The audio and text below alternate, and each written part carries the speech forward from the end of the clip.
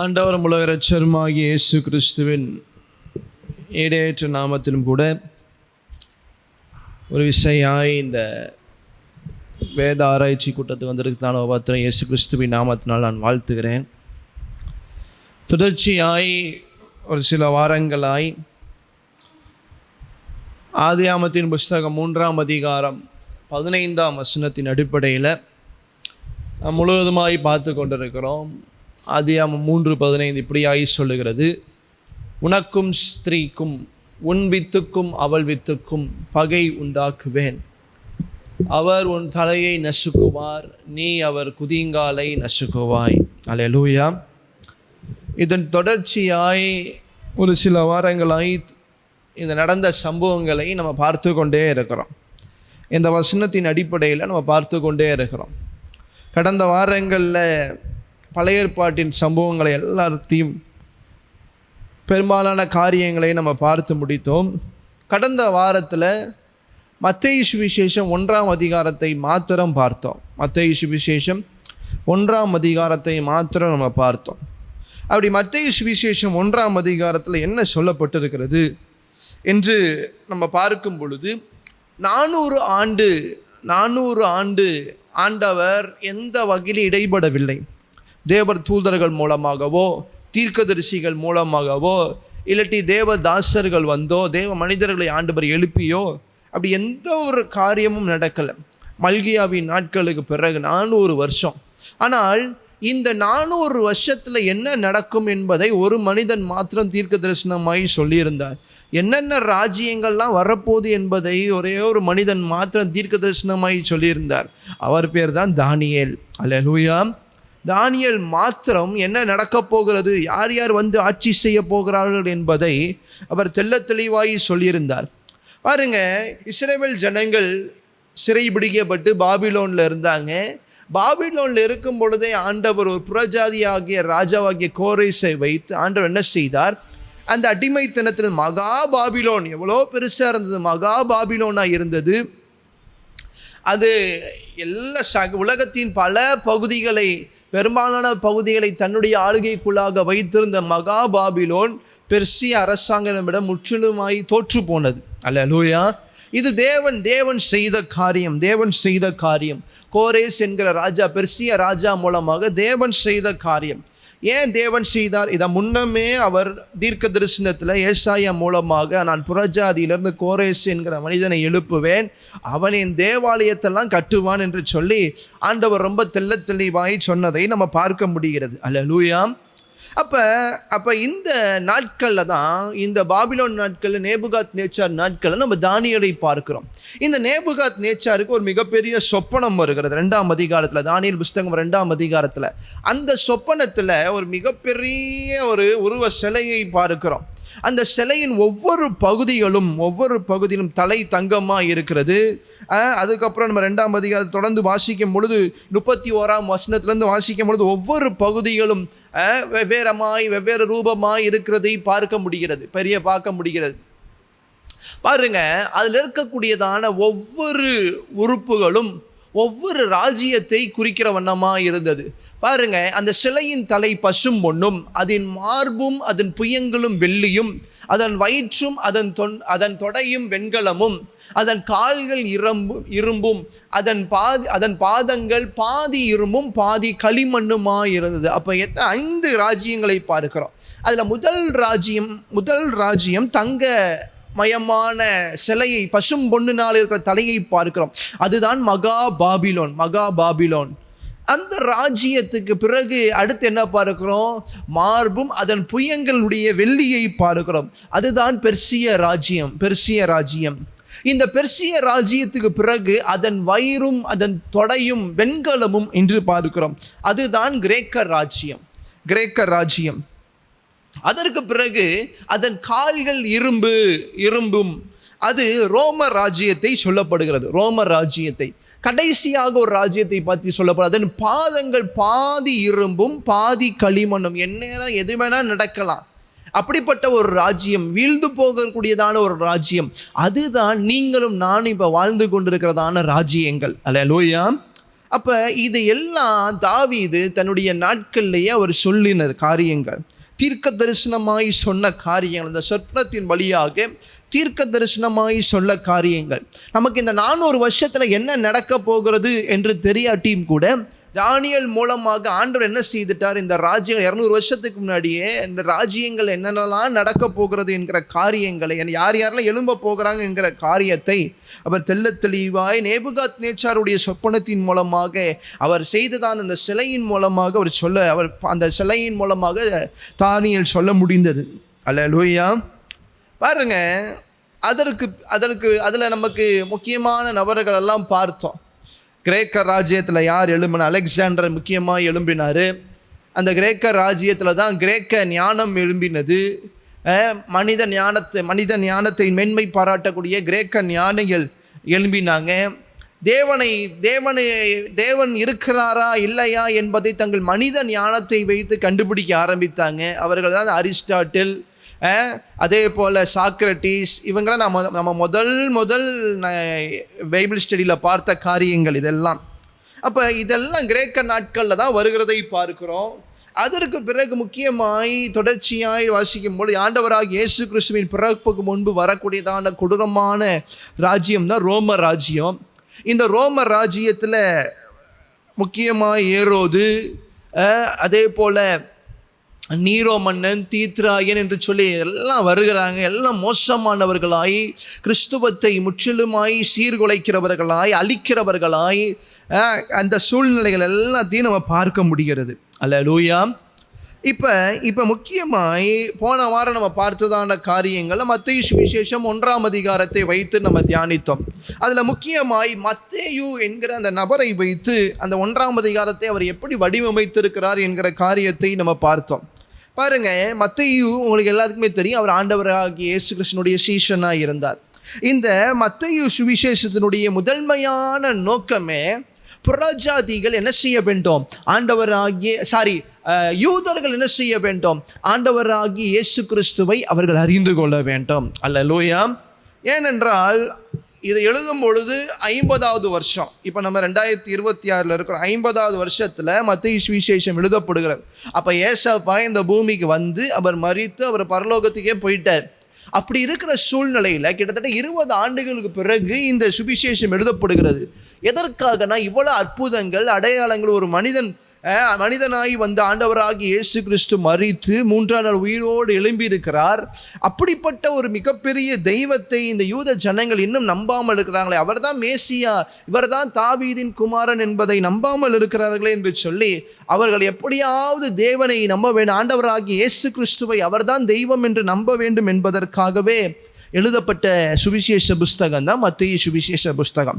இதற்காக அவர் என்ன செய்தார்? ஏறத்தாழ பழைய ஏற்பாட்டில் உள்ள 100 வசனங்களை, 100 காரியங்களை, 100 தீர்க்க தரிசன வசனங்களை என்ன செய்தார், இந்த மத்தேயு சுவிசேஷத்துக்குள்ளாக கொண்டு வந்தார். அதன் நோக்கம் என்ன? பழைய ஏற்பாட்டில் சொல்லப்பட்டதான எல்லா தீர்க்க தரிசனமும் ஒரு நபரை தான் குறிக்கிறது, அதுதான் ஆண்டவராகிய இயேசு கிறிஸ்து. அல்லேலூயா.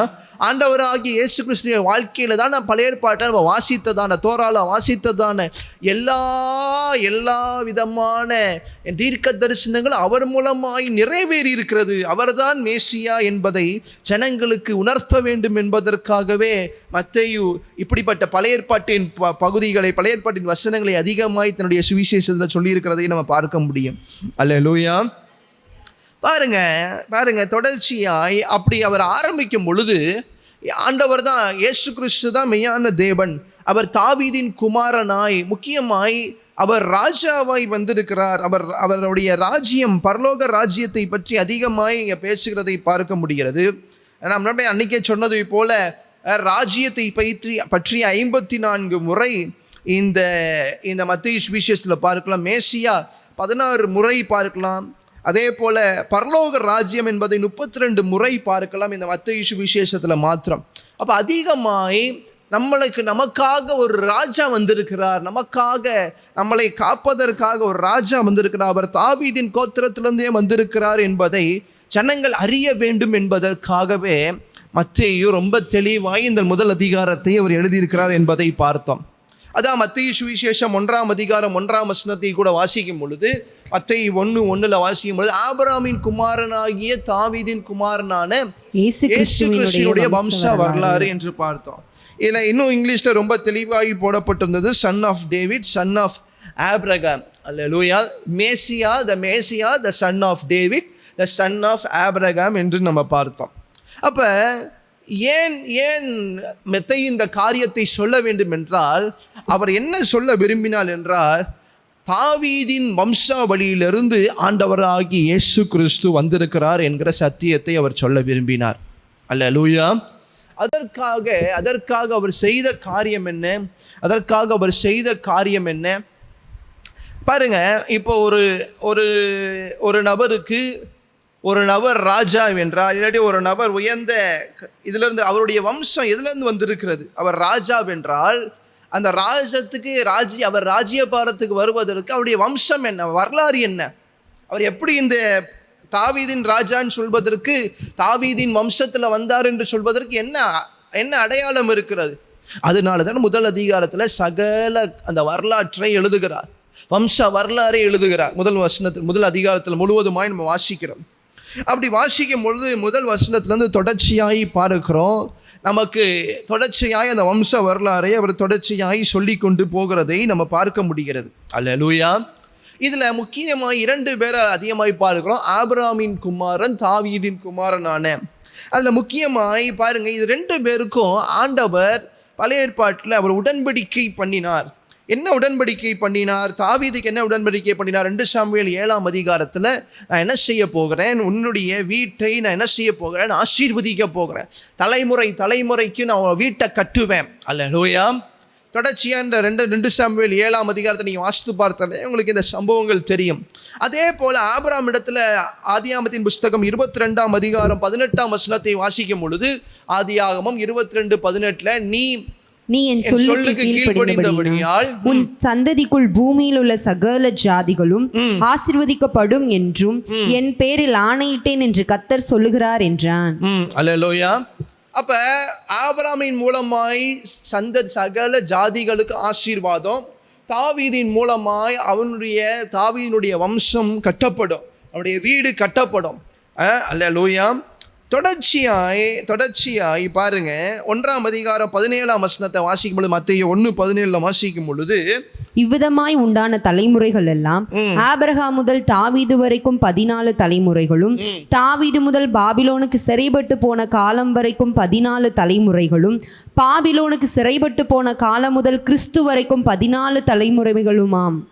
பாருங்க, எல்லாம் 14 3 14 மொத்தம் 42 தலைமுறைகளை பார்க்கிறோம். இது சரியாய் 14 அப்படின்னா இது கிடையாது. ஆனால் ஏன் அப்ப மத்தேயு 14 என்று 3 இடங்கள்ல அவர் கொண்டு வந்திருக்கிறார்? ஒரு நம்பரை கஷ்டப்பட்டு கொண்டு வந்ததை போல தெரியும். ஏன் அதை கொண்டு வந்திருக்கிறார் என்றால், நான் போன வாரமே சொன்னதை போல, நமக்கு போர்டு இல்லை, போன வாரமே சொன்னதை போல பாருங்க, தாவீது என்கிறதான பெயர் எபிரேய மொழியிலும் என்னதான்? தாவீது தான். அப்ப தாவீதுக்கு 3 எழுத்து. என்ன 3 எழுத்து? எபிரேய 119ஆம் சங்கீதத்தில் வாசிக்கும் பொழுது எபிரேய மொழியில 3 எழுத்து. 119ஆம் சங்கீதம் 4வது அந்த என்ன சொல்றது தலைப்பை பார்க்கும் பொழுது அதில் டேலத் என்று எழுதப்பட்டிருக்கும். டேலத் 119ஆம் சங்கீதத்தில் அது டேலட் என்று எழுதப்பட்டிருக்கும். அதே போல 6ஆம், அதாவது நீங்கள் 119ஆம் சங்கீதத்தில் 25ஆம் வசனத்துக்கு மேலே பார்க்கும்போது டேலத் என்று எழுதப்பட்டிருக்கும். அதே போல் 6ஆம், அதாவது இன்னும் சொல்ல போனால் 41ஆம் வசனத்துக்கு முன்பாக வாவ் என்று எழுதப்பட்டிருக்கும். இப்போ தாவீது என்று எபிரேய மொழியில் சொல்லும் பொழுது 3 எழுத்துக்கள், டேலத் வாவ் டேலத். தாவீது டேலத் வாவ் டேலத். நம்ம எபிரேய மொழியில் நம்மளை போலவே என்ன கிடையாது? வவல்ஸ் கிடையாது. வவல்ஸ் இங்கிலீஷை போல, ஆங்கிலத்தை போல வவல்ஸ் அது ஆங்கிலத்தில் இருக்கிறதை போல எபிரேய மொழியில் கிடையாது. இப்போ இந்த 3 வார்த்தைகள் டேலத் வாவ் டேலத், இந்த 3 வார்த்தைகள் 4, 6, 4 என்று வருகிறதை பார்க்க முடிகிறது. டேலத் 4வது இடத்துல இருக்கிறது, வாவ் 6வது இடத்துல இருக்கிறது, மீண்டும் டேலத் 4வது இடத்துல இருக்கிறது. பொதுவாகவே எபிரேய எழுத்துக்களில், எபிரேய வார்த்தை எழுத்துக்களில் ஒவ்வொரு எழுத்துக்களுக்கும் ஒரு நம்பர் உண்டு. இப்போ நீங்கள் 119ஆம் சங்கீதம் 1ஆம் வசனத்துக்கு முன்னாடி பார்த்தீங்கன்னா ஆலஃப் என்று, ஆலஃப்னா 1 என்று அர்த்தம், பெத் என்றால் 2 என்று அர்த்தம், கீமேல் என்றால் 3 என்று அர்த்தம். அப்போ அதே போல் டேலட் என்று சொன்னால் அதுக்கு 4 என்று அர்த்தம். பாருங்க, ஒவ்வொரு எழுத்துக்களுக்கும் ஒரு நம்பர் உண்டு. அப்போ இந்த டேலத், வாவ் டேலத் என்றால் 4 + 6 + 4, இதை கூட்டினால் 14 வரும். அப்போ தாவீது என்கிறதான அந்த எபிரேய பேருக்கு என்ன நம்பர் அந்த இஸ்ரவேல் ஜனங்களுடைய நாட்களில் வைத்திருந்தார்கள் என்றால் 14. அப்போ இந்த 14 என்கிற அந்த நம்பரை கேட்டாலே அது யாரை குறிக்கிறது என்றால் தாவீதை குறிக்கிறது. இப்போ ஏன் இந்த 14 என்று 3 இடங்கள் அது சொல்லப்பட்டிருக்கிறது என்றால், தாவீதின் வம்சத்திலிருந்து தான் ஆண்டவராகிய இயேசு கிறிஸ்து வந்தார் என்பதை யூத ஜனங்கள் புரிந்து கொள்வதற்காக, நிரூபிப்பதற்காகவே மத்திய என்ன செய்திருக்கிறார், இந்த 14 தலைமுறைகள், அதாவது எதிலிருந்து ஆபிரகாம் முதல் தாவீதிற்கு 14 தலைமுறை, தாவீதிலிருந்து பாபிலோன் சிறையிருப்பு வரை 14 தலைமுறை, பாபிலோன் சிறையிருப்புல போனதுக்கு பிறகு அடுத்து கிறிஸ்து வரும் வரைக்கும் 14 தலைமுறைகள் என்று மத்தேயு சொல்லுகிறதை நம்ம பார்க்க முடிகிறது. அல்லேலூயா. இதை சுருக்கமாக சொல்ல போனால் தாவீதின் வம்சத்திலிருந்து தான் ஆண்டவராகிய இயேசு கிறிஸ்து வந்திருக்கிறார் என்பதை சொல்லும் விதமாக எல்லாத்துக்குமே தெரியும். மத்தேயு எப்படிப்பட்டவர்? மத்தேயு ஒரு வரி வசூலிக்கிறவர். கணக்கில் இந்த மாதிரி என்ன சொல்கிற நம்பர்ஸில், இந்த மாதிரி எழுத்துக்களில் அவர் ரொம்ப தலை சிறந்தவராய் காணப்பட்டார். அதனால் இந்த 14 அவர் இந்த ஜனங்களுக்கு, தாவீதிற்காக அவர் தொடர்ச்சியாய் சொல்லிக்கொண்டே வந்தார்.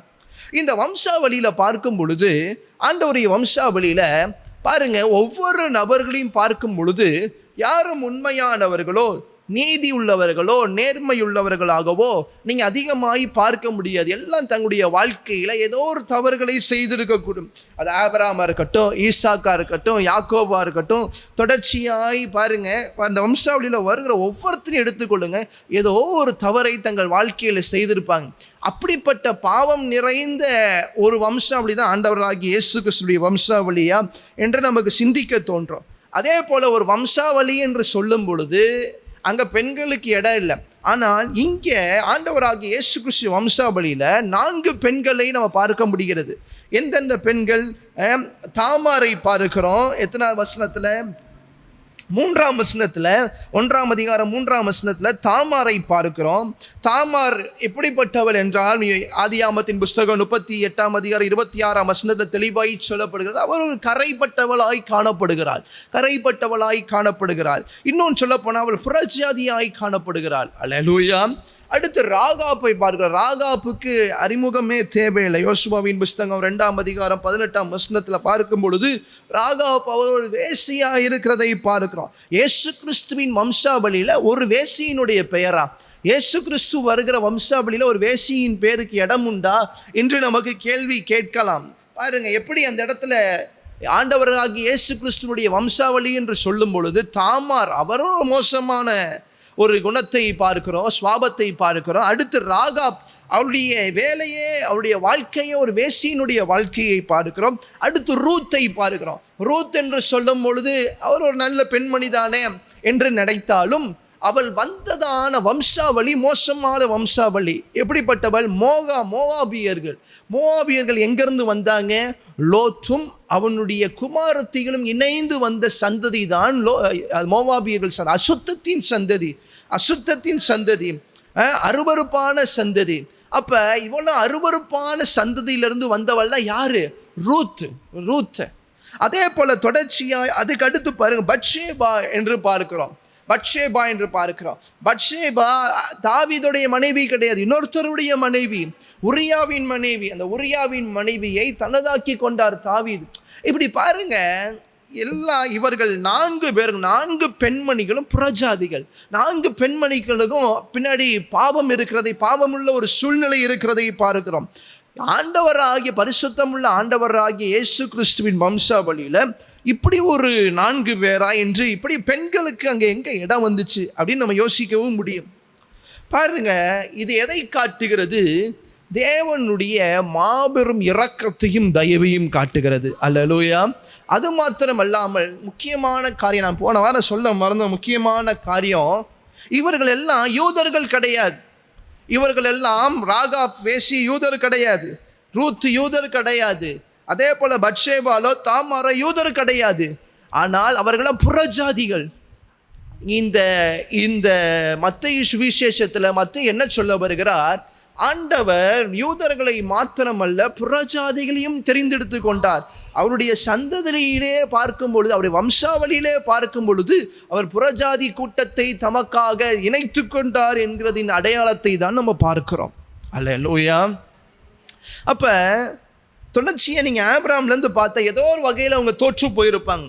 தாவீதை பார்க்கலாம், சாலமோனுக்கு சொல்லவே தேவையில்லை. சாலமோன் 700 மனைவிகள் 300 மனைவியாட்டிகள் என்று பார்க்கிறோம். அவர் குமாரனாகிய ரெகோபயாம் இஸ்ரவேல் தேசத்தை 2 கூறாய் பிரித்து 2 பிளந்து போகிறதை பார்க்கிறோம். அடுத்து யோராம் தன்னுடைய சகோதரர்கள் 5 பேரை கொன்றதான ஒரு மனிதன். எல்லாம் இந்த சந்ததி எல்லாம் இந்த வம்சாவளியில் வர்றாங்க. 8ஆம் வசனத்தில் பாருங்க. 8ஆம் வசனத்தில் ஆண்டவராகிய இயேசு கிறிஸ்துவினுடைய வம்ச வரலாறுல சாலமோன் வருகிறார். சாலமோன் ரொம்ப பரிசுத்தவானா இல்லை, அதுக்கடுத்து ரெகோபயாம் பரிசுத்தவானா இல்லை. இப்படி தொடர்ச்சியாகி பாருங்க, அசுத்தம் செய்தவங்க, அருவருப்பு செய்தவங்க, மோசமானவங்க, இவங்களுக்கெல்லாம் ஆண்டவராகிய இயேசு கிறிஸ்துவினுடைய வம்சாவளியில் என்ன வேலை, என்ன இடம்? மனாசே 2 ராஜாக்களின் புஸ்தகம் 21ஆம் அதிகாரத்தில் வாசிக்கும் பொழுது தன்னுடைய சொந்த குமாரனையே கொன்றவன், இன்னும் சொல்ல கொன்றவனை காட்டிலும் பலியிட்டவன், அசுத்த தெய்வத்துக்கு முன்னாடி தன் சொந்த குமாரனையே பலியிட்டவன் மனாசே. ஆனால் மனாசே பேர் இங்கே போடப்பட்டிருக்கிறது 10ஆம் வசனத்தில் படிக்கும் பொழுது. அப்போ இவ்வளோ மோசமான நபர்கள், இவ்வளோ அசுத்தமான நபர்கள் இந்த வம்சாவளியில் வருகிறாங்க, ஏசப்பாவுடைய வம்சாவளியில். அல்லேலூயா. இது எல்லாம் வந்தாலும், இவ்வளோ வம்சத்தில் இந்த காரியங்கள் எல்லாம் வந்தாலும், ஜெருபாபேல் வரைக்கும் நம்ம பார்க்கிறோம். அதுக்கு பிறகு வந்தவர்களுடைய அந்த நபர்களின் பேர்களும் போடப்பட்டிருக்கிறது. ஒரு காரியம் நமக்கு நன்றாய் மத்தேயு சொல்றாரு, எல்லாரும் இந்த உலகத்தில் வாழ்ந்த எல்லா மனுஷனும் பாவம் செய்தவர்கள் தான். ஆனால் தேவனுடைய கிருபையோ தேவனுடைய தயவுனாலேயோ அவருடைய இரக்கம் என்ன செய்கிறது? ஒவ்வொருவரையும் தூக்கி எடுத்து தேவனுடைய சந்ததி, தேவனுடைய ஜனமாய் மாறுவதற்கு ஆண்டவர் உதவி செய்திருக்கிறார் என்று நிரூபிப்பதற்காகவே இந்த 1ஆம் அதிகாரம் நமக்கு கொடுக்கப்பட்டிருக்கிறது. அல்லேலூயா. இது நம்ம நேற்றைய, அதாவது போன வாரம் இந்த காரியங்கள் எல்லாம் நம்ம பார்த்தோம். மத்தேயு சுவிசேஷம் 1ஆம் அதிகாரம் முழுவதும் பார்த்தோம். அதே போல் சொன்னேன், பீட்டர் ஸ்டோனர் என்று சொல்லக்கூடியதான ஒரு நபரை பற்றி நான் சொன்னேன். பீட்டர் ஸ்டோனர் அவர் ஒரு ஆராய்ச்சியாளர். அவர் என்ன ஆராய்ச்சி செய்திருக்கிறார்? பழைய ஏற்பாட்டில் 330 தீர்க்க தரிசனங்கள் ஆண்டவராகி இயேசு கிறிஸ்துவை பற்றி சொல்லப்பட்டிருக்கிறது. 1 இல்லை 2 இல்லை, 330 தீர்க்க தரிசனங்கள் ஒரு நபரை பற்றி சொல்லப்பட்டிருக்கிறது. இப்படி 330 தீர்க்க தரிசனங்கள் ஒரு மனிதனுடைய வாழ்க்கையில் நிறைவேற வாய்ப்பே கிடையாது.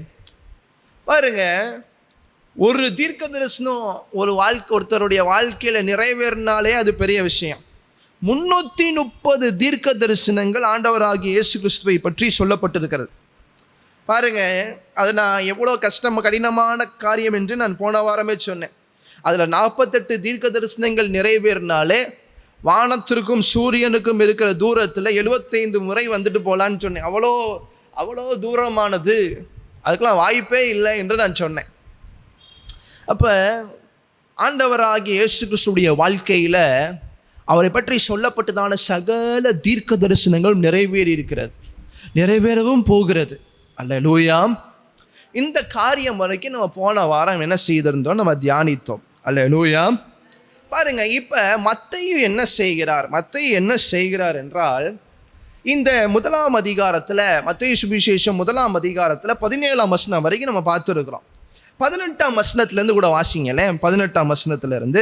இயேசு கிறிஸ்துவினுடைய ஜனனத்தின் விவரமாவது, அவருடைய தாயாகிய மரியாள் யோசேப்புக்கு நியமிக்கப்பட்டிருக்கையில் அவர்கள் கூடி வருகிற முன்னே அவள் பரிசுத்த ஆவியினாலே கர்ப்பவதி ஆனாள் என்று காணப்பட்டது. ரொம்ப ரொம்ப கவனமாய் நம்ம கவனிக்க வேண்டியதான ஒரு வார்த்தை. பரிசுத்த ஆவியினாலே கர்ப்பவதி ஆனாள் என்று காணப்பட்டது.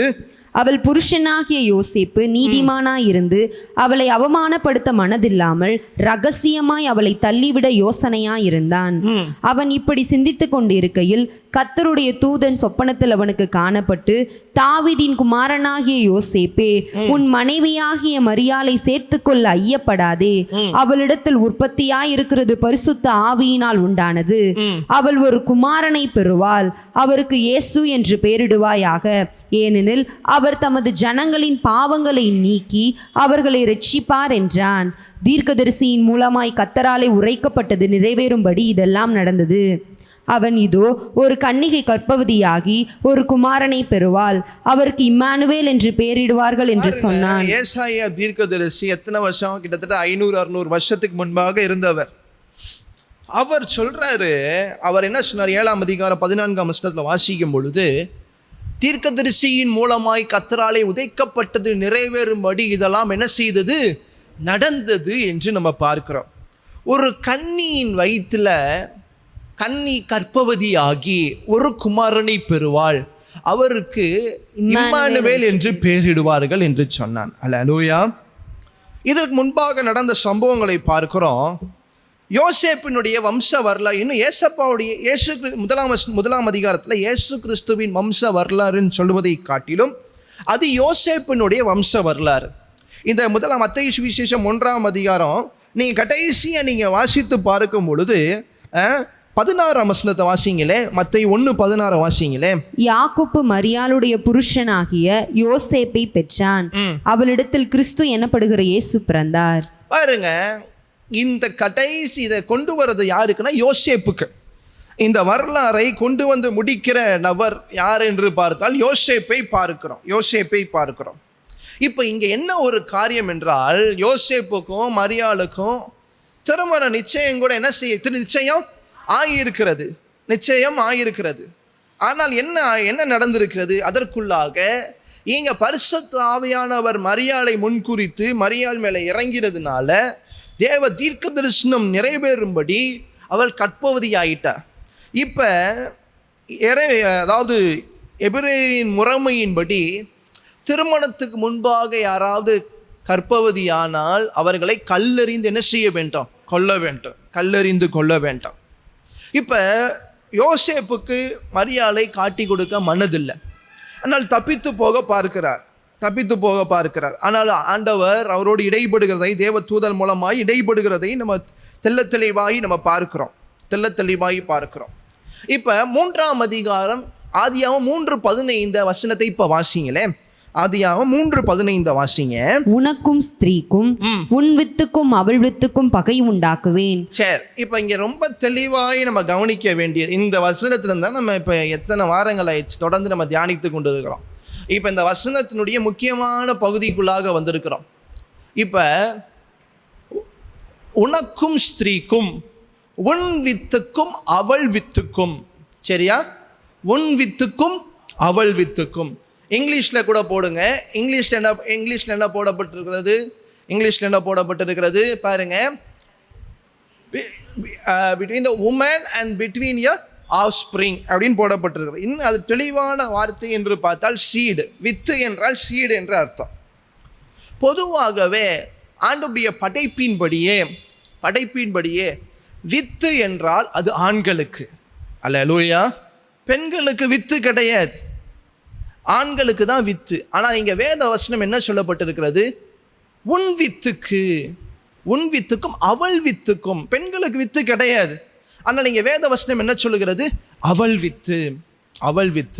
அப்ப ஒரு பெண்ணின் மூலமாய் வரக்கூடியதான ஒரு வித்து என்ன செய்ய போகிறது? பிசாசினுடைய தலையை நசுக்க போகிறது. அல்லேலூயா. இப்ப இங்க ஆண்டவராகிய இயேசு கிறிஸ்து இங்க பிறக்கும் பொழுது என்ன நடக்கிறது? எந்த ஒரு ஆணினுடைய துணையும் கிடையாது. ஆணின் மூலமாய் வந்த வித்து கிடையாது. பரிசுத்த ஆவியானவரே ஒரு பெண்மணியை என்ன செய்கிறார்? கற்பந்தரிக்க செய்கிறார். அப்ப இங்க என்ன பார்க்கிறோம்? ஒரு பெண்ணின் வித்து இங்க உருவாகிறதை பார்க்கிறோம். அல்லேலூயா. அந்த வேதத்தில் சொல்லப்பட்டபடியே ஒரு பெண்ணிடம் இருந்து ஒரு பிள்ளை வருகிறதை, ஒரு ஆணும் பெண்ணும் இணைந்தால் தான் ஒரு குழந்தை உருவாக முடியும். ஆனால் இங்கே தீர்க்க தரிசனம் நிறைவேறும்படி பரிசுத்த ஆவியானவர் என்ன செய்கிறார்? ஒரு பெண்ணிடம் இருந்து மாத்திரம் என்ன செய்யப்படுகிறது? ஒரு பிள்ளை உருவாக்கப்படுகிறது. ஒரு ஸ்திரீயின் வித்திலிருந்து மாத்திரம் ஒரு பிள்ளை எழும்புகிறதை பார்க்கிறோம். கலாத்தியரின் புஸ்தகம் 4ஆம் அதிகாரம் 4ஆம் வசனத்தை கூட வாசிக்கும் பொழுது, கலாத்தியர் 4:4 பாருங்க. நாம் புத்திர சுவிகாரத்தை அடையும்படி வாசிங்க. நாம் புத்திர சுவிகாரத்தை அடையும்படி நியாய பிரமாணத்திற்கு கீழ்ப்பட்டவர்களை மீட்டுக்கொள்ளத்தக்கதாக காலம் நிறைவேறின போது ஸ்திரீயினிடத்திற்கு பிறந்தவரும் பாருங்க, ஸ்திரீயினிடத்திலிருந்து பிறந்தவரும் என்று பார்க்கிறோம். இன்னும் அது ரொம்ப தெளிவாக இங்கிலீஷ்ல கூட போட்டிருக்கு, born of a woman. ஸ்திரீயினிடத்திலிருந்து ஒருத்தர் பிறக்கிறார் என்று நம்ம பார்க்கிறோம். பாருங்க, இதை ஆண்டவர் ஏன் செய்ய வேண்டும்? இதை ஏன் ஆண்டவர் முன்குறித்தே ஒரு கன்னியை ஏன் ஆண்டவர் கர்ப்பவதியாக்க வேண்டும்? ஒரு கணவனின் துணை இல்லாமல் யோசேப்புடைய வம்சத்தை பார்க்கிறோம். அது கிட்டத்தட்ட தாவீதுடைய வம்சம் ஒரு ஆண்டவருடைய சொன்னபடியே ஒரு பரிசுத்த வித்திலிருந்து வருகிற சந்ததி தான் அது. அப்படிப்பட்ட ஒரு பரிசுத்த வித்திலிருந்து வருகிற யோசேப்பை மரியாளோடு இணைத்து ஆண்டவராக இயேசு கிறிஸ்துவை உருவாக்கி இருக்க முடியும். ஆனால் ஏன் இங்கே ஒரு ஆண் துணை இல்லாமல் ஒரு குழந்தை உருவாவதற்கு உண்டான காரணம் என்ன? ஒரு ஆண் துணை இல்லாமல் ஏன் இங்கே ஆண்டவர் இங்கே மரியாளின் மூலமாக ஒருவரை உண்டாக்க வேண்டும்? பாருங்க, ரொம்ப தெளிவாய் நீங்கள் கவனிக்க வேண்டும். முக்கியமான சத்தியங்களை நம்ம தியானிக்க போகிறோம். ரோமரின் புஸ்தகம் 5ஆம் அதிகாரம் 12ஆம் வசனம் நமக்கு ரொம்ப தெளிவாய் சொல்லுகிறது, ஒரு மனிதன் மூலம் ஒரே மனுஷனால பாவமும் பாவத்தினாலே மரணமும் உலகத்தில் பிரவேசித்தது போல எல்லா மனுஷரும் பாவம் செய்தபடியால் மரணம் எல்லாருக்கும் வந்தது போலும் இதுவும் ஆயிற்று. அல்லேலூயா. ஒரு மனுஷன் மூலமாக, அப்படின்னா ஆதாம் மூலமாக இந்த உலகத்துல எல்லா மனுஷருக்கும் என்ன செய்தது? பாவம் வந்தது. பாவத்தினால எதுவும் சேர்ந்து வந்தது? மரணமும் சேர்ந்து வந்தது. ஆண்டவருடைய படைப்புல மரணம் கிடையாது. ஆண்டவர் மனுஷனை படைச்சப்ப மரணம்ங்கிறதே கிடையாது. ஆனால் மனுஷன் எப்போ பாவம் செய்தானோ அந்த பாவத்தின் சம்பளமாகிய மரணமும் அதோடு கூட இணைந்து வந்ததை பார்க்க முடிகிறது. ஏசப்பா மரணத்தை படைக்கல, பாவத்தினாலே மரணம் வந்தது என்று வேதம் தெளிவாய் சொல்லுகிறது. 18ஆம் வசனம், இதே 18ஆம் வசனம் 19ஆம் வசனம் பாருங்க. ஆகையால் ஒரே மீறுதலினாலே எல்லா மனுஷருக்கும் ஆக்கினைக்கு ஏதுவான தீர்ப்பு உண்டானது போல. எல்லா மனுஷர் என்று சொல்லும் பொழுது நமக்கு முன்னாடி வாழ்ந்து கொண்டிருக்கிற, இனி வாழ போகிற எல்லா மனுஷரும் வாசிங்க. ஆக்கினைக்கு ஏதுவான தீர்ப்பு உண்டானது போல ஒரே நீதியினாலே எல்லா மனுஷருக்கும் ஜீவனை அளிக்கும் நீதிக்கு ஏதுவான தீர்ப்பு உண்டாயிற்று.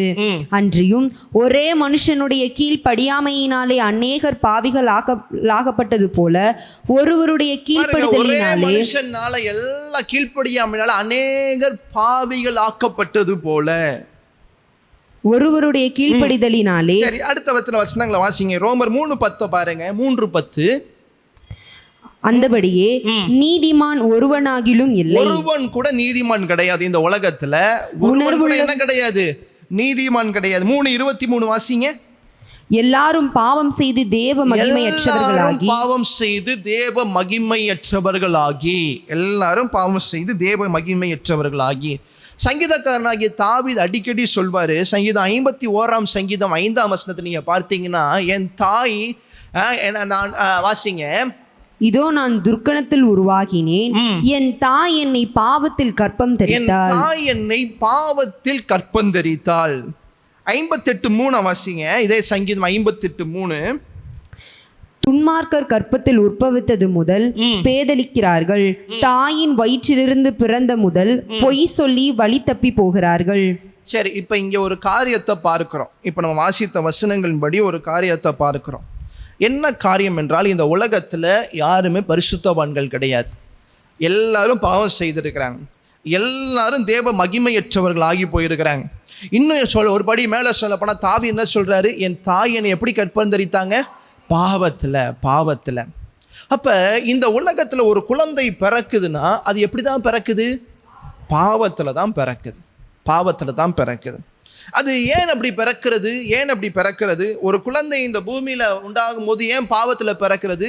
ஏனால் ஆதாம் மூலமாக ஆதாம் பாவம் செய்ததுனால, அதனால என்ன சகல மனித குலமும் என்ன செய்து விட்டது? இப்போ பாவத்துக்குள்ளாக, அடிமைத்தனத்துக்குள்ளாக இருக்கிறதை நம்ம பார்க்க முடிகிறது. நம்ம ரோமர் 5ஆம் அதிகாரம் 12ஆம் வசனத்தை நம்ம வாசித்தோம். ஒரே மனுஷன் மூலமாக பாவத்தினால மரணமும் என்ன செய்தது? பிரவேசித்தது போல எல்லா மனுஷரும் பாவம் செய்தபடியால், ஒரு மனிதன் கூட இந்த உலகத்தில் பாவம் செய்யாத மனுஷன் யாருமே கிடையாது. இன்னும் நீங்கள் 1 கொரிந்தியரின் புஸ்தகம் 15ஆம் அதிகாரம் 22ஆம் வசனத்தை பாருங்க. 1 கொரிந்தியர் 15. ஆதாமுக்குள் எல்லாரும் மரிக்கிறது போல. அடுத்து 45 வாசிங்க. 45. அந்தபடியே முந்தின மனுஷனாகிய ஆதாம் ஜீவாத்மன் ஆனான் என்று எழுதியிருக்கிறது. பிந்தின ஆதாம் உயிர்ப்பிக்கிற ஆவியானவர். ஒரு காரியத்தை தொடர்ச்சியாக நம்ம பார்த்து கொண்டிருக்கிறோம். ஆதாம் மூலமாக மரணம், ஆதாம் மூலமாக பாவம், ஆதாம் மூலமாக சகலமும் நாசமாயிருச்சு. பிறக்கிற குழந்தைகள் எல்லாம் பாவத்தில் தான் பிறக்குது. இந்த குழந்தை இப்போ நம்முடைய உலகத்தில் எந்த குழந்தை பிறந்தாலும் அது எப்படி தான் பிறக்குது? பாவத்தில் தான் பிறக்குது. இப்போ ஒரு காரியம் நம்ம புரிந்து கொள்ள வேண்டும். யார் முதலாவது பாவம் செய்தாங்க? அப்போ இந்த வரிசையில் என்ன பார்க்க, என்ன வேதவசனம் சொல்லுது? ஆதாம் வரிசையில் ஆண்கள் என்ன செய்ய, ஒரு சந்ததி எழும்பும் பொழுது, ஆணும் பெண்ணும் இணைந்ததான் ஒரு சந்ததி எழும்ப முடியும். அப்படி எழும்பும் பொழுது பாவம் என்ன செய்து கொண்டே இருக்கிறது? தொடர்ந்து கொண்டே இருக்கிறதை பார்க்கிறோம். அப்போ இப்போ மரியாளை மாத்திரம் வைத்து ஆண்டவர் ஒரு கன்னியை மாத்திரம் வைத்து உருவாக்க வேண்டும், ஒரு கன்னியை மாத்திரம் வைத்து ஒரு குழந்தையை உண்டாக்க வேண்டும் என்றால் பெண்கள் பாவம் செய்யலையா? ஏவாள் தானே முதலாவது பழத்தை சாப்பிட்டாங்க. இப்போ ஆண்கள் மூலமாக அந்த பாவ தொடர்ச்சி தொடர்ந்து கொண்டே வருது. சரி, அப்போ ஆண்கள் ஆதாமி வம்சமே வேண்டாம், ஆண்களே வேண்டாம். ஒரு பெண்ணை மாத்திரம் வைத்து ஒரு குழந்தையை ஆண்டவர் பரிசுத்த ஆவியானவர் உருவாக்குவதற்கு நோக்கம், பெண்கள் பரிசுத்தமானவர்களா? ஏவாள் தானே முதலாவது பாவம் செய்ததை பார்க்கிறோம். அப்போ இங்கே என்ன நடக்கிறது? 1 தீமோத்தேயுவின் புஸ்தகம் 2ஆம் அதிகாரம் 13-14 வசனங்கள் நீங்கள் பாருங்க. 1 தீமோத்தேயு 2:13-14 வசனங்களை. எண்ணத்தினாலெனில் முதலாவது ஆதாம் உருவாக்கப்பட்டான், பின்பு ஏவாள் உருவாக்கப்பட்டாள். மேலும் ஆதாம் வஞ்சிக்கப்படவில்லை, ஸ்திரீயானவளே வஞ்சிக்கப்பட்டு மீறுதலுக்கு உட்பட்டாள். இந்த வசனம் என்ன சொல்லுது? ஏவாள் தான் வஞ்சிக்கப்பட்டாலும் சொல்லப்படுகிறது. அப்ப இந்த பூமியில ஆணா இருந்தாலும் பெண்ணா இருந்தாலும் எல்லாருமே பாவத்துக்குட்பட்டவர்கள் தான். எல்லாருமே எப்படிப்பட்டவர்கள் தான்? பாவத்துக்குட்பட்டவர்கள் தான். ஆனால் இங்கே ஆண்டவர் ஏன் ஒரு தகப்பன் இல்லாமல் ஒரு தாயை மாத்திரம் வைத்து ஆண்டவராகி இயேசு கிறிஸ்துவை பரிசுத்த ஆவியின் துணையோடு கற்பந்தரிக்க செய்ய வேண்டும்? ஏன் மரியாதை கற்பந்தரிக்க செய்ய வேண்டும்? இதற்கு ஆதியாமத்தின் புஸ்தகம் 1ஆம் அதிகாரம் 26ஆம் வசனத்திலிருந்து வாசிக்கும் பொழுது ஆண்டவர் ஆசீர்வதிக்கிறார். நமது சாயலாக நம்முடைய ரூபத்தின்படி மனுஷனை உண்டாக்குவோமாக, அவர்கள் சமுத்திரத்தின் மச்சங்களையும் ஆகாயத்து பறவைகளையும் மிருக ஜீவன்களையும் பூமி அனைத்தையும் பூமியின் மேல் ஊறும் சகல பிராணிகளையும் ஆளக்கடவர்கள் என்றார். தேவன் தம்முடைய சாயலாக மனுஷனை சிருஷ்டித்தார், அவனை தேவ சாயலாகவே சிருஷ்டித்தார், ஆணும் பெண்ணுமாக அவர்களை சிருஷ்டித்தார். பின்பு தேவன் அவர்களை நோக்கி, நீங்கள் பழுகி பெருகி பூமியை நிரப்பி அதை கீழ்ப்படுத்தி சமுத்திரத்தின் மச்சங்களையும் ஆகாயத்து பறவைகளையும் பூமியின் மேல் நடமாடுகிற சகல ஜீவ ஜந்துக்களையும் ஆண்டு கொள்ளுங்கள் என்று சொல்லி தேவன் அவர்களை ஆசீர்வதித்தார். முதலாய் ஆதாமோடு தேவன் செய்ததான உடன்படிக்கை இதுதான். என்ன உடன்படிக்கை என்றால், நீங்க பலுகி பெருகி தேசத்தை என்ன பண்ணுங்க? சுதந்தரித்துக் கொள்ளுங்கள். அப்ப இந்த குடும்பத்திற்கு இதை பெருக்க வேண்டும் என்றால் ஆண்டவர் இனிமேட்டு என்ன செய்ய போகிறது கிடையாது. மண்ணை எடுத்து ஒரு மனுஷனை உருவாக்கி அதை ஆதாம் கையில் தன்னுடைய பிள்ளைகளை காயினையும் ஆபேல ஆண்டவர் கொடுக்க போகிறது கிடையாது. ஆதாம் தான் என்ன செய்ய வேண்டும், தன் மனைவியோடு இணைந்து அவன் என்ன செய்ய வேண்டும், ஒரு சந்ததியை ஆண்டவர் ஆசீர்வதித்தபடியே அவன் பலுகி பெருக வேண்டும். அப்போ முழுக்க முழுக்க அது யாருடைய பொறுப்பு என்றால் அது ஆதாமின் மேலே விழுந்த ஒரு பொறுப்பாய் காணப்படுகிறது. அப்போ ஆதாம் பாவம் செய்த பிறகு இந்த சந்ததி பெருங்கினதுனால என்ன ஆயிடுச்சு, அந்த சந்ததி முழுவதுமாய் அது பாவமாகி கரைபட்டதை நம்ம பார்க்கிறோம். முழுவதுமாய் கரைபட்டு போனது. எல்லாரும் பாவம் செய்து பாவத்துக்கு உண்டான சம்பளமாகிய மரணத்துக்கும் முற்பட்டவர்களாய் ஆனார்கள் என்று நம்ம பார்க்கிறோம். ஆனால் 1 கொரிந்தியரின் புஸ்தகம் 15ஆம் அதிகாரம் 45 வாசிக்கும் பொழுது 1 கொரிந்தியர் 15:45 வாசிங்க. அந்தபடியே முந்தின மனுஷனாகிய ஆதாம் ஜீவ ஆத்மான் ஆனான் என்று எழுதியிருக்கிறது. பிந்தின ஆதாம் உயிர்ப்பிக்கிற ஆவியானவர். ஆகிலும் ஆவிக்குரிய சரீரம் முந்தினதல்ல, ஜென்ம சரீரமே முந்தினது, ஆவிக்குரிய சரீரம் பிந்தினது. முந்தின மனுஷன் பூமியிலிருந்து உண்டான மண்ணானவன், இரண்டாம் மனுஷன் வானத்திலிருந்து வந்த கர்த்தர். அல்லேலூயா. பாருங்க, ஆதாம் மூலமாக இந்த மண்ணிலிருந்து வருகிற எல்லாம் என்ன செய்யிட்டாங்க, சாபமும் பாவமும் நிறைந்தவர்களாய் ஆயிட்டாங்க. இப்போ ஆண்டவர் என்ன செய்கிறார், இரண்டாம் மனுஷனாகிய ஆதாம், அதான் இரண்டாம் ஆதாம்னா ஆண்டவராகிய இயேசு கிறிஸ்து. அவர் எங்கேருந்து வந்தாரா, மனுஷன் வானத்திலிருந்து பரிசுத்த ஆவியானவர் என்ன செய்தாரா, மரியாளை தொட்டு மரியாளை அவர் அபிஷேகித்து அங்கே குழந்தை கற்பம் தெரிக்கிறதை பார்க்கிறோம். அப்போ அந்த குழந்தை எப்படி பிறக்கிறது, உலகத்தின் பாவ கரைகள் இல்லாமல் அது பிறக்குகிறதை பார்க்கிறோம். அல்லேலூயா.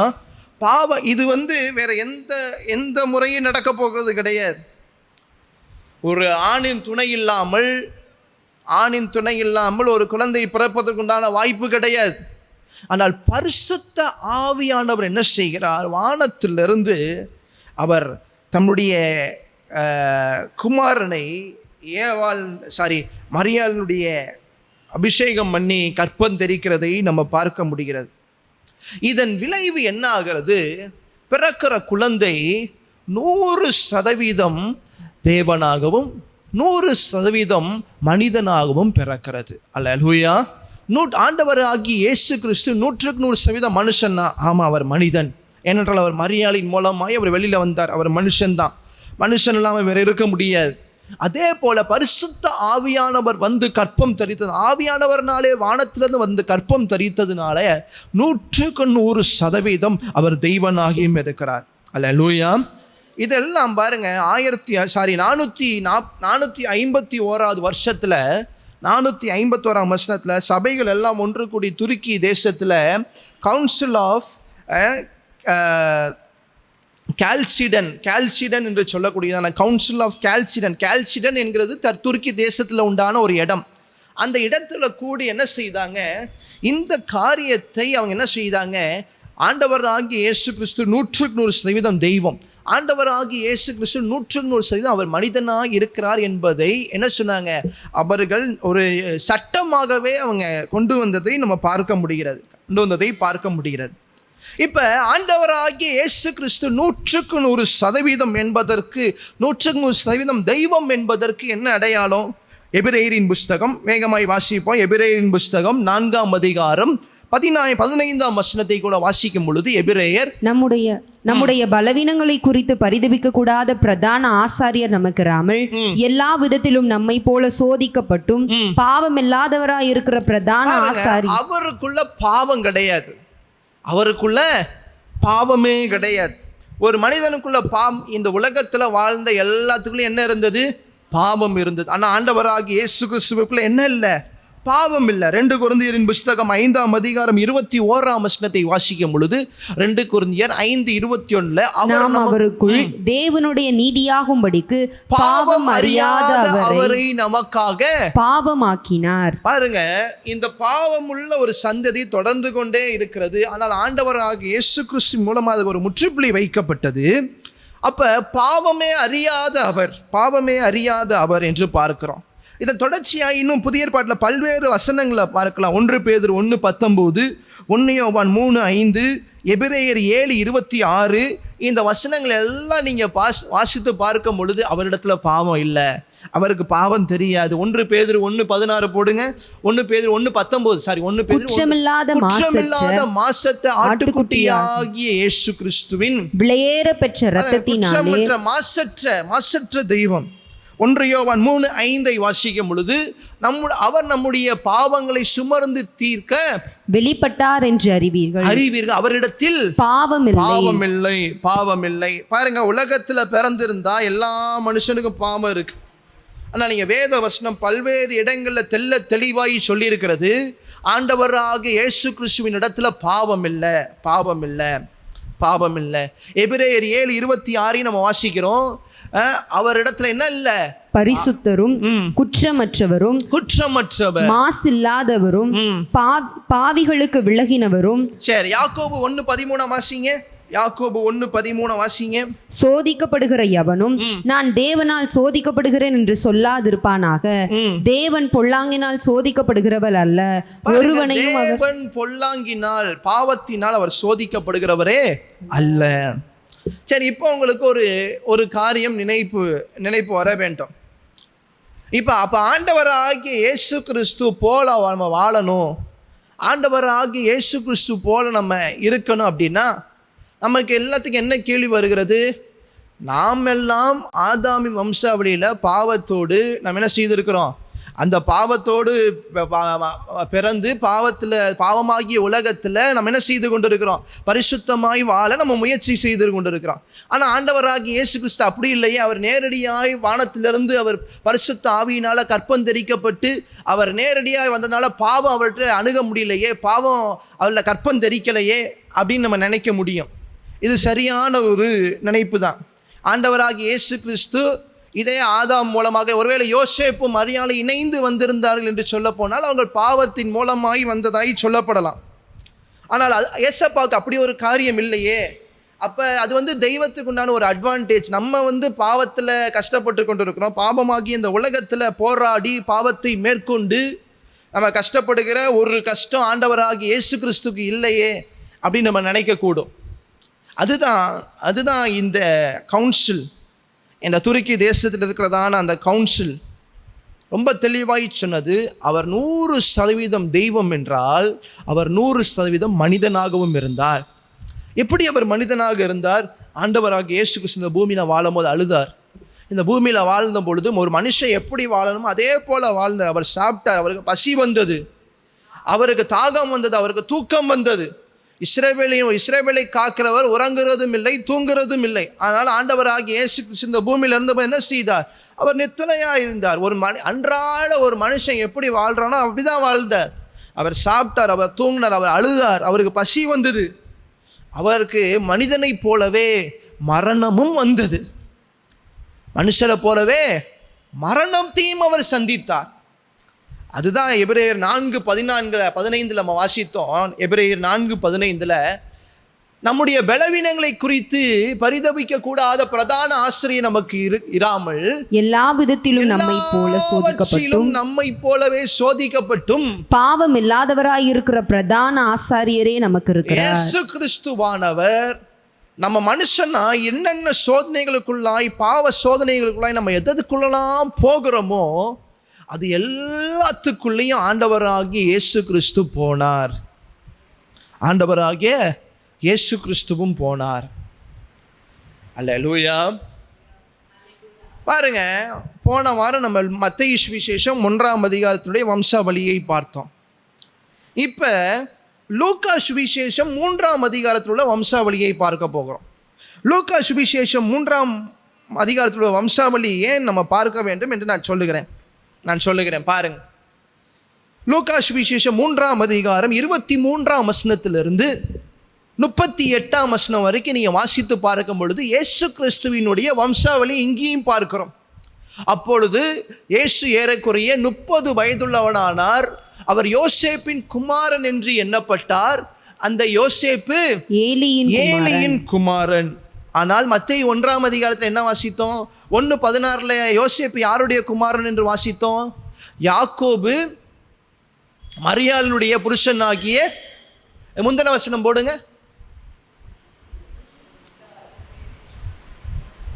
அதுதான் 16 தான், சரியான 16 தான்.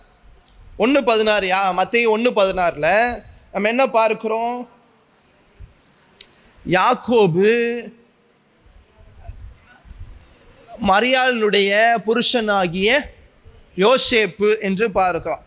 இதில் யோசேப்புடைய அப்பா பேர் யாக்கோபு. யோசேப்பினுடைய அப்பா பேர் யாக்கோபு என்று நம்ம பார்க்கிறோம். ஆனால் இங்கே லூக்கா சுவிசேஷம் 3ஆம் அதிகாரத்தில் என்ன பார்க்கிறோம்? லூக்கா 3ல் என்ன பார்க்கிறோம்? யோசேப்பு யாருடைய குமாரன்?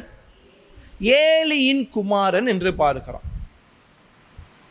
இங்கே வேற பேர் போட்டிருக்கு. இங்கே வம்சாவளியில் ஏலி என்கிற ஒரு நபரையே காணோம்.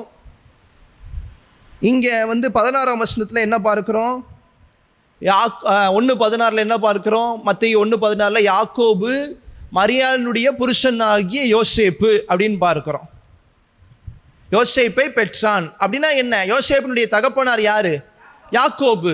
யாக்கோபு. அது அந்த வார்த்தைகள் நமக்கு குழப்பம் செய்கிற மாதிரி இருக்கு. யாக்கோபு மரியாளுடைய புருஷனாகிய யோசேப்பு அப்படின்னு போடப்பட்டிருக்கிறது. அப்படின்னா என்ன? யோசேப்பினுடைய தகப்பனார் யாக்கோபு என்பதுதான் அதற்குண்டான அர்த்தம். ஆனால் இங்கே லூக்கா 3ல் என்ன வாசிக்கிறோம்? லூக்கா 3ல் அந்த யோசேப்பு ஏலியின் குமாரன் என்று பார்க்கிறோம். இந்த ஏலி யார் தெரியுமா? மரியாளினுடைய தகப்பனார். மரியாளினுடைய தகப்பனார். பாருங்க, யோசேப்பினுடைய மாமனார் என்று நம்ம பார்க்க முடியும். அதுக்கு தெளிவாகி சொல்லுகிறேன். லூக்கா சுவிசேஷம் 3ஆம் அதிகாரத்தில்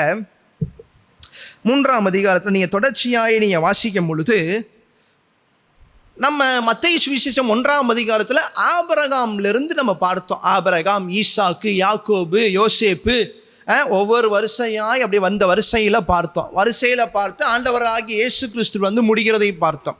ஆனால் லூக்காவில் என்ன நடக்கிறது? இங்கே லூக்காவில் என்ன நடக்கிறது? இந்த கீழிருந்து மேலே போகிறது. அதாவது மரியாளிலிருந்து, சின்ன சொல்ல போனால் மரியாளின் கணவனாகிய யோசேப்பிலிருந்து இப்படி ஆதாம் வரைக்கும் போகிறதை பார்க்கிறோம். நீங்கள் 37ஆம் வசனத்தை பாருங்களேன். 37ஆம் வசனத்தை. லாமேக்கு மெத்துசலாவின் குமாரன், மெத்துசலா ஏனோக்கின் குமாரன். இதெல்லாம் படிக்கும் போது உங்களுக்கு நம்ம முன்னாடி தியானித்தது ஞாபகம் வரும். லாமேக்கு மெத்துசலாவின் குமாரன், மெத்துசலா ஏனோக்கின் குமாரன், ஏனோக்கு யாரேதின் குமாரன், யாரேத் மகலாலேயலின் குமாரன், மகலாலேயேல் கேனானின் குமாரன், கேனான் ஏனோசின் குமாரன், ஏனோஸ் சேத்தின் குமாரன், சேத் ஆதாமின் குமாரன், ஆதாம் தேவனால் உண்டானவன். அல்லேலூயா. மத்தேயு யாருக்காக எழுதினார்? முக்கியமா யூதர்களுக்காக எழுதினார். யூதர்களுக்கு ஆபிரகாமும் தாவீது தான் முக்கியமான நபர்கள். அதனால தாவீதை அதிகமாக முதன்மைப்படுத்தி எழுதினார். லூக்கா புறஜாதிகளுக்கு எழுதுறார், புறஜாதியான ஜனத்துக்கு எழுதுறார். அந்த புறஜாதியான ஜனத்துக்கு எழுதும் பொழுது அவர் யாரை வச்சு எழுதுறார் அப்படின்னு பார்க்கும் பொழுது ஆதாமிலிருந்து அவர் துவங்குகிறதை பார்க்க முடிகிறது. ஆதாமு, அதே போல நமக்கு முன்னாலுமே நம்ம தியானித்தோம், ஆபேல் தேவனுடைய பார்வையில் அவனுடைய காணிக்கை அங்கீகரிக்கப்பட்டது என்று சொல்லி காயின் என்ன செய்து விட்டான்? கொன்னு விட்டான். உடனே ஆண்டவர் என்ன செய்தாரு? மீண்டும் ஆதாமும் ஏவாளையும் இணைத்து உருவாகினதான் யாரு? சேத்து என்று பார்த்தோம். அப்ப நம்ம வாசித்தோம், ஆபேலுக்கு பதிலாக ஆண்டவர் என்ன செய்தார்? சேத்தை கொடுத்தார் என்று பார்த்தோம். அதன் மூலமாய் சேத்து, ஏனோக்கு, அந்த வரிசையில் ஏனோக்கு, மெத்துசலா, அந்த வரிசையில் தொடர்ச்சியாய் நோவாவுக்கு பிறகு ஷேம், காம், யாபேத். அதில் முக்கியமாய் ஆண்டவர் யாரை? ஷேமை தெரிந்தெடுத்தார். அது தொடர்ச்சியாய் அந்த வம்ச வரலாறு எல்லாம் நம்ம பழைய ஏற்பாட்டில் நம்ம தியானித்தோம். இந்த அதே காரியங்களை தெளிவாய் இங்கே லூக்கா சுவிசேஷத்தில் பார்க்கலாம். ஆனால் நீங்கள் இங்கே ஒரே ஒரு மாற்றத்தின் மூலமாக, ஒரு சின்ன ஒரு மாற்றத்தின் மூலமாக ஒரு பெரிய மாற்றம் உண்டாகிறது. என்னவென்றால், சரியாய் 31ஆம் வசனத்தை வாசிங்க. எலியாக்கீம் மெலேயாவின் குமாரன், மெலேயா மயினானின் குமாரன், மயினான் மாத்தாத்தாவின் குமாரன், மாத்தாத்தா நாத்தானின் குமாரன், நாத்தான் தாவீதின் குமாரன். நாத்தான் தாவீதின் குமாரன். மத்தேயு சுவிசேஷம் 1ஆம் அதிகாரத்தில் யார் தாவீதின் குமாரனா இருந்தா? சாலமோன். சாலமோன். ஆனால் இங்கே லூக்கா சுவிசேஷத்தில் நாத்தானை பார்க்கிறோம். இந்த நாத்தான் யாரு? தாவீதினுடைய குமாரர். தாவீதினுடைய குமாரர். இது பல பேருக்கு நமக்கு தெரியாது. 2 சாமுவேல் 5ஆம் அதிகாரம் 14ஆம் வசனத்தில் வாசிக்கும் பொழுது 2 சாமுவேல் 5:14 பாருங்க. எருசலேமில் அவனுக்கு சம்முவா, சோபாப், நாத்தான், சாலமோன். பாருங்க, இதுல என்ன பார்க்கிறோம்? நாத்தான் என்ற வார்த்தையை பார்க்கிறோம். தாவீதின் குமாரன் அவர் நாத்தான் என்று பார்க்கிறோம். இது ஏன் இங்கே மாற்றப்படுகிறது? ஏன் சாலமோனுக்கு பதிலாக லூக்கா நாத்தானை இந்த இடத்துல கொண்டு வருகிறார் என்றால், இது தொடர்ச்சியாக இந்த வம்சாவளியை ஏவாள் இடத்திலிருந்து, ஏவாளினுடைய தகப்பனார் இடத்துல ஏவாளுங்கிறேன் பாருங்க, மரியாளினுடைய தகப்பனார் இடத்திலிருந்து கொண்டு வந்து முடிப்பதற்காக இங்கே லூக்கா என்ன செய்கிறார்? நாத்தானை கொண்டு வருகிறார். சாலமோனுக்கு பதிலாக நாத்தானை கொண்டு வருகிறார். இப்போ புரிய வண்ணம் சொல்ல போனால் மத்தேயு சுவிசேஷம் 1ஆம் அதிகாரம் தாவீதின் குமாரனாகிய சாலமோன்லேருந்து கடைசி யோசேப்பின் இடத்துல, யோசேப்பு ஆண்டவராகிய இயேசு கிறிஸ்துவின் தகப்பனாகிய யோசேப்பின் இடத்துல முடிகிறதை பார்க்கிறோம். இங்கே லூக்கா என்ன செய்கிறார்? அதே தாவீது தான். ஆனால் தாவீது சாலமோனுக்கு பதிலாக நாத்தானை கொண்டு வருகிறார். அந்த நாத்தான் எங்கே கொண்டு வந்து முடிகிறது? ஏலியில கொண்டு வந்து முடிகிறது. அந்த ஏலி யாரு? மரியாளினுடைய தகப்பனார், யோசேப்பினுடைய மாமனார் என்று நம்ம பார்க்கிறோம். ஏன் இந்த வித்தியாசம், ஏன் இந்த ஒரு காரியத்தை பார்க்க முடியும் என்றால், இங்கே இயேசு கிறிஸ்துவினுடைய தகப்பனாருடைய வம்சாவளியை பார்க்கிற மத்தேயு 1ல், லூக்கா 3ல் இயேசு கிறிஸ்துவின் தாயினுடைய வம்சாவளியை பார்க்கிறோம். அல்லேலூயா. அதுதான் இங்கே நடந்திருக்கிற மாற்றம். ஆனால் இதில் ரெண்டுமே இருக்கிற ஒப்பனையான காரியம் என்ன? அவர் தாவீதின் குமாரன். அவர் தாவீதின் வம்சத்திலிருந்து தான் வந்திருக்கிறார். அது தகப்பன் வழியில் இருந்தாலும் சரி, தாயின் வழியில் வந்தாலும் சரி, 2 பேருமே எங்கேருந்தான் வந்திருக்கிறாங்க? தாவீதின் கோத்திரத்திலிருந்து, தாவீதின் வம்சத்திலிருந்து தான் வந்திருக்கிறாள் என்பதை உணர வைப்பதற்காகவே இது சரியாகி கொண்டு வரப்பட்டிருக்கிறது. அல்லேலூயா. தொடர்ச்சியாய் நம்ம இதில் எத்தனை தலைமுறைகளை பார்த்தோம்? மத்தேயு சுவிசேஷத்தில் 42 தலைமுறைகளை பார்த்தோம். 14 14 14 6 6 7 7 என்றால் பரிபூர்ணம். 6 முறை 7, அது 14 14 14 என்று சொல்லி 42ஐ பார்த்தோம். இந்த லூக்கா சுவிசேஷத்தில் 77 நபர்களை நீங்கள் பார்க்க முடியும். 77 நபர்கள் இங்கே போடப்பட்டிருக்கிறது. அந்த 77ம் பரிபூர்ணத்தை குறிக்கிற வண்ணமாய் கொண்டு வரப்பட்டிருக்கிறது. 7 என்றால் பரிபூர்ணம். 7 into 11 கிட்டத்தட்ட 77 பேர் இங்கே ஒரு பரிபூர்ணமாய் கொண்டு வந்திருக்கிறதை ஆண்டவருடைய வாழ்க்கையில் நம்ம பார்க்கிறோம். அல்லேலூயா. இதுதான் மத்தேயு சுவிசேஷம் 1ஆம் அதிகாரம் ஆண்டவராகிய இயேசு கிறிஸ்துவினுடைய தகப்பனாகிய யோசேப்பின் வம்ச வரலாறு. லூக்கா 3ல் இருக்கிற இயேசு கிறிஸ்துவின் தாயாகிய மரியாளினுடைய வம்ச வரலாறு. இதை அவர்கள் கொண்டு வந்து இணைப்பதற்குண்டான காரணம் 2 வம்சாவளியிலையும் பாருங்க, அவர் தாவீதின் குமாரன் தான், அவர் தான் மேசியா, அவர் தான் ஆளுகை செய்கிறவர் என்று சொல்வதற்காகவே சரியாய் கொண்டு வரப்பட்டிருக்கிறதை நம்ம பார்க்கிறோம். இதோட நம்ம இந்த காரியங்களை முடித்து கொள்ளலாம் இன்றைய நாளில். ஆனால் என்ன அப்படின்னா, இதற்கு பிறகு இவ பிசாசானவன் நன்றாய் ஒரு காரியத்தை அறிந்து கொண்டான். யார் தனக்கு உண்மையான அந்த வித்து என்பதை அவன் அறிந்து கொண்டான். 4000 வருஷமாய் யார் வித்தினே தெரியாம வர்றவங்க போறவங்க எல்லாரும் என்ன செய்து கொன்று கொண்டிருந்தான். யார் பிறந்த முதலாவது சந்ததி ஆபேல், காயின். அதில் ஆபேல் தேவனுடைய பார்வையில் நன்மையாய் தெரிஞ்சோன்னு இவன் தான் என் தலையை நசுக்க போறான்னு சொல்லி ஆபேலை கொன்றான். தொடர்ச்சியாய் அந்த தொடர்ச்சி வீரியமாய் கொண்டே வந்தது. அது எந்த அளவுக்கு வீரியமாச்சுன்னா, உலகத்தில் இருக்க சகல ஜனங்களையும் கரைப்படுத்தி ஆண்டவர் இந்த பூமியை அழிப்பதற்கு ஆண்டவருக்கு மனஸ்தாபத்தை ஏன் இந்த மனுஷர்களை படைச்சோம் என்று மனஸ்தாபப்படுற அளவுக்கு ஆண்டவர் இந்த பூமியே அழிச்சு போட்டார். ஆனால் அந்த பூமியை அழிச்சிட்டு ஒரே குடும்பம் தான் இருந்துச்சு, நோவாவின் குடும்பம். 3 பிள்ளைங்க தான் இருந்தாங்க. அதுலேயும் ஒரு சந்ததியை, காம் என்கிற சந்ததியை கரைப்படுத்தி உலகத்தின் மோசமான பெலிஸ்தியர்களை, அம்மோனியர்களை, இன்னும் சொல்லப்போனால் அசிரியர்களை, எல்லாம் அசுத்தமான சந்ததியரை எல்லாத்தையும் அந்த காமின் மூலமாக இந்த பூமியில் கொண்டு வந்ததை பார்த்தோம். தொடர்ச்சியாய் எத்தனை பேர் எழும்பினாலும் இந்த அசுத்தத்தின் சந்ததி பரிசுத்தத்தின் சந்ததியை, பரிசுத்த வித்தை எழும்ப விடாமல் செய்து கொண்டிருந்ததை நம்ம ஒவ்வொரு தலைமுறை தாவீதில் ஆரம்பித்து ஒவ்வொரு தலைமுறையும் பார்த்தோம். ஆபிரகாமில் ஆரம்பித்து ஒவ்வொரு காரியங்களையும் பார்த்தோம். ஆனால் இப்போ தான் பிசாசுக்கு தெரியுது, இதுதான் ஸ்திரீயினுடைய வித்து. இப்போ இவரை என்ன செய்தே ஆக வேண்டும். இப்போ நமது எதிரி யார் என்று நேரடியாக அவனுக்கு தெரிந்து விட்டது. இயேசு கிறிஸ்து தான் நமக்கு இப்போ பிறந்திருக்கிற இயேசு கிறிஸ்து தான் உண்மையாக ஸ்திரீயினுடைய வித்து. இவர் தான் என்ன செய்ய போகிறார்? என்னுடைய தலையை நசுக்க போகிறார். அவன் எவ்வளோ முயற்சிகளை எடுத்தான், பழைய ஏற்பாட்டில் எவ்வளோ முயற்சிகள் எடுத்தான். எல்லா முயற்சிகளையும் தோற்கடித்து ஆண்டவர் இந்த பரிசுத்த வித்தை கொண்டு வருவதற்கு ஆண்டவர் ஏற்ற நேரத்தை வைத்திருந்தார். ஆனால் இப்போ பிசாசு அறிந்திருக்கிறான். தொடர்ச்சியாய் தன்னுடைய வேலையை ஆரம்பிக்கிறான். எப்படி ஆரம்பிக்கிறான்? பிறப்பிலேயே அவரை கொல்ல வேண்டும். ஏரோதை கிளப்பி 2 வயதுக்கு உட்பட்டதான பிள்ளைகளை என்ன செய்ய வேண்டும்? கொல்ல வேண்டும். அப்போ பிறப்பிலே ஆண்டவராகிய இயேசு கிறிஸ்துவை கொன்றுவிட்டால் அவர் என்ன செய்ய முடியாது? என்னுடைய தலையை நசுக்க முடியாது.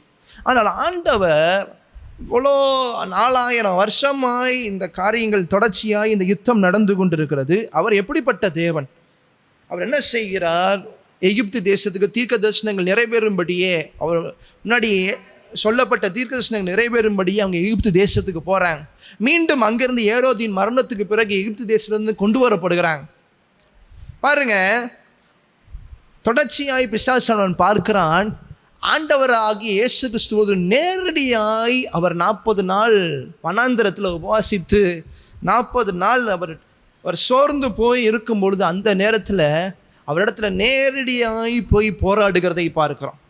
என்ன போராடுகிறான்? அவரை தன்னுடைய வழிக்கு கொண்டு வருவதற்கு, தன்னை வணங்க செய்வதற்கு. அதுதானே அவனுக்கு ஆரம்பத்திலேருந்தே ஆசை. என்ன நினைத்தான்?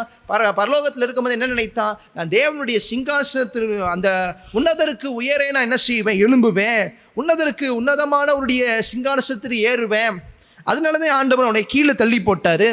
இப்போ அவனுக்கு தெரிஞ்சு போச்சு, இது தேவனுடைய குமாரன், இதுதான் பரிசுத்தத்தின் வித்து, ஏவாளினுடைய வித்து இதுதான் என்று அவனுக்கு தெரிந்து விட்டது. இப்போ என்ன செய்கிறான்? அவர்கிட்ட தொடர்ச்சியாக என்ன செய்ய வணங்கு, நான் அந்த பூமியின் சகல ராஜ்யங்களையும் நான் உனக்கு சொந்தமாக தருகிறேன். ஆண்டவராக இயேசு கிறிஸ்துவிடம் சொல்கிறான் மத்திய 4ஆம் அதிகாரத்தில், இந்த கல்லுகளை அப்பமா மாற்று. ஆண்டவர் தொடர்ச்சியாய் நம்ம இதை முன்னாடி நம்ம தியானித்தோம் தெரியுமா? ஒரு வாரம் 1 யோவானின் புஸ்தகம் 2ஆம் அதிகாரம் 16ஆம் வசனத்தின்படி ஒரு பாவம் ஆதியாகமம் 3ஆம் அதிகாரத்தில் எப்படி உருவானது என்று பார்த்தோம் இல்லையா? மாம்சத்தின் இச்சை, கண்களின் இச்சை, ஜீவனத்தின் பெருமை. முன்னாடி ஒரு வாரம் நம்ம தியானித்தோம். அதாவது ஆதியாகமம் 3ஆம் அதிகாரத்தில் இருந்த பாவத்திற்கும் அதே மாதிரியான காரியத்தை எப்படி பிசாசானவன் இயேசுவின் இடத்திலையும் அவன் செயல்படுத்தினான் என்று பார்த்தோம். முதல் ஆதாமினிடத்திலையும் எப்படி அதே பாவங்களை கொண்டு அவன் சோதித்தான். 2ஆம் ஆதாமாகிய ஆண்டவராகிய இயேசு கிறிஸ்துவை எப்படி அதே போல மாம்சத்தின் இச்சை, கண்களின் இச்சை, ஜீவனத்தின் பெருமையை கொண்டு எப்படி பிசாசனவன் ஆண்டவராகிய இயேசு கிறிஸ்துவையும் சோதித்தான் என்று பார்க்கிறோம். மாம்சத்தின் இச்சை என்ன? இந்த அப்பங்களை இந்த கல்லுகை என்ன செய்? அப்பமாய் மாற்று. உடனே ஆண்டவர் வேத வசனத்தை வைத்தே பிசாசனவனை மேற்கொள்கிறதை நம்ம பார்க்கிறோம்.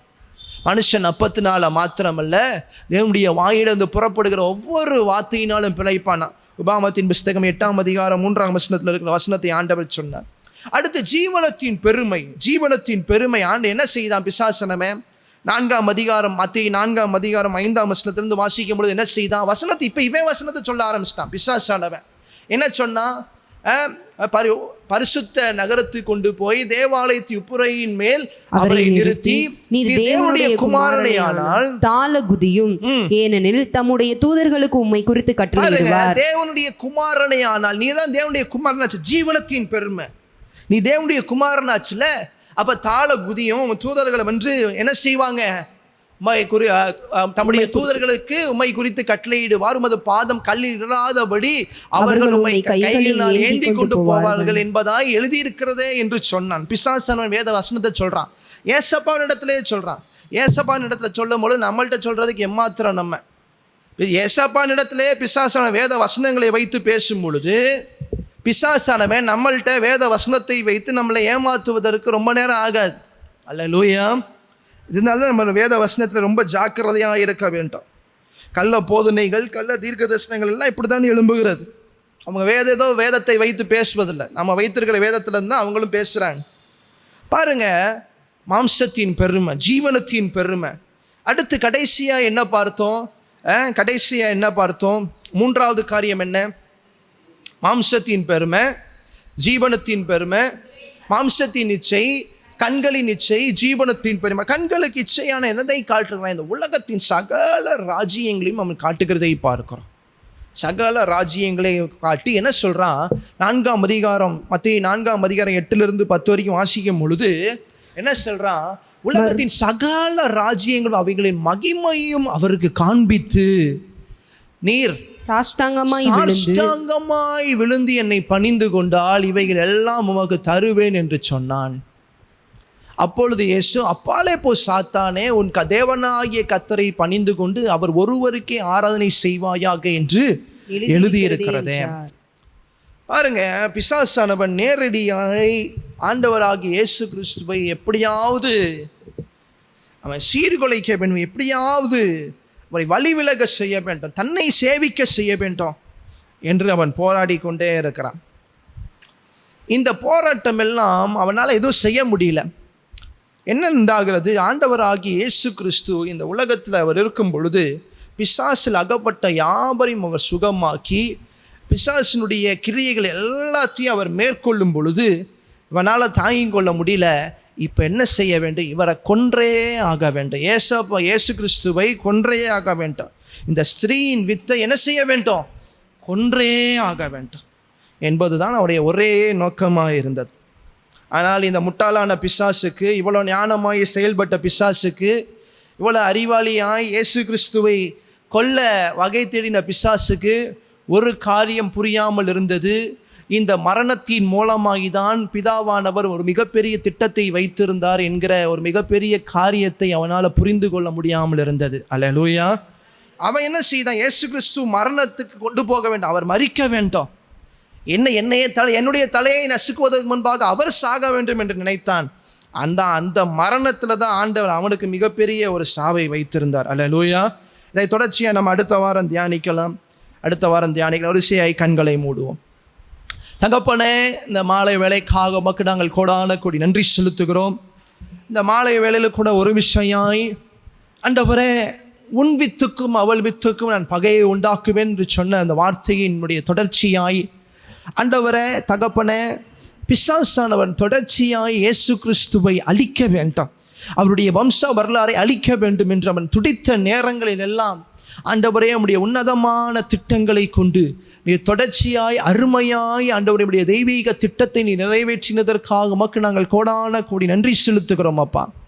ஆண்டவரே, இந்த நாளிலும் கூட நீங்கள் கூடியிருக்கிறதான ஒவ்வொருவரையும் நீர் பேர் பேராய் ஆசீர்வதிப்பீராக. உம்முடைய வார்த்தைகளை கொண்டு, உம்முடைய வசனங்களை கொண்டு நீரே ஒவ்வொருத்தரோடும் இடைபடுகிறதற்காக உமக்கு கோடான கோடி ஸ்தோத்திரம். தகப்பனே, உம்முடைய நாம மாத்திரம் மகிமைப்படட்டும். நீங்கள் மாத்திர பெரிய காரியங்கள் செய்யுங்க. எங்களை முற்றிலுமாய் தாழ்த்தி அர்ப்பணித்து செபிக்கிறோம் எங்கள் ஜீவனுள்ள நல்ல பிதாவே, ஆமென். என் ஆத்துமாவே கர்த்தரை ஸ்தோத்திரி, என் முழு உள்ளமே உடைய பரிசுத்த நாமத்தை ஸ்தோத்திரி. என் ஆத்துமாவே கர்த்தரை ஸ்தோத்திரி, கர்த்தர் செய்த சகல பாரங்களையும் மறவாதே. Amen, amen. Praise the Lord.